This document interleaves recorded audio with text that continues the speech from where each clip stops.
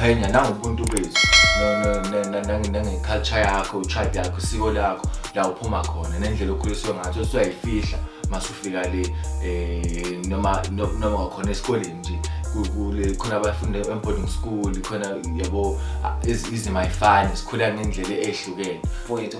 Ngokucabanga kwakho ucabanga ukuthi yini into edala ukuthi ke kube ne lack of faith kubantu abasha? Lack of faith, lack of self esteem zenzeka isikhathi esiningi sithatha lezi zinto zenzeka kakhulu esikoleni mhlawumbe abantu abasha ngathini bahlangana ndawonye kube khona ngathini ababona ngathi abanye bangcono kunabanye lezo zinto ko-bullying yabo lezi zinto esidlula kuzo esikoleni izinto ezenzakalayo lezo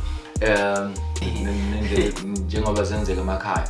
So ngaba khona lokho kuzenyeza ukuthi abantu bala mhlawumbe sengihambile ngayidolobheni elikhulu benza izinto ba-create izinto mina ngibona ngathi mina ngwasemakhaya abantu laba yabo mhlawumbe bazesingisa kakhulu like mina sengizoqala manje ngidonsele emumva like ngibe nalokho ukuthi ngazi ukuthi bangcono labantu kunami zingcono izingane zala emadolobheni kunami mina ngisuka emakhaya and ngizosaba nokukhuluma isingisi ngoba isingisi into engayijwayelanga ngoba manje isikhathi esiningi sesisebenza ngepassion like it drive ukuthi we feel like kunalento lengaphakathi kithi esitshela ukuthi hayibo singenza kangcono khona singakwenza khona singaba yikho noma ngabe i-physical evidence isiphika ngalesikhathi mhlawumbe sisemakhaya kunjani i-background yethu sidalelwe emzini ohluphekayo wonke umuntu une-challenge yakhe wonke umuntu une-plate lakhe adila nayo. Ngiyayithanda leyo kakhulu. Ngicabanga ukuthi-ke mbukeli la ubukele khona sesayivala le video.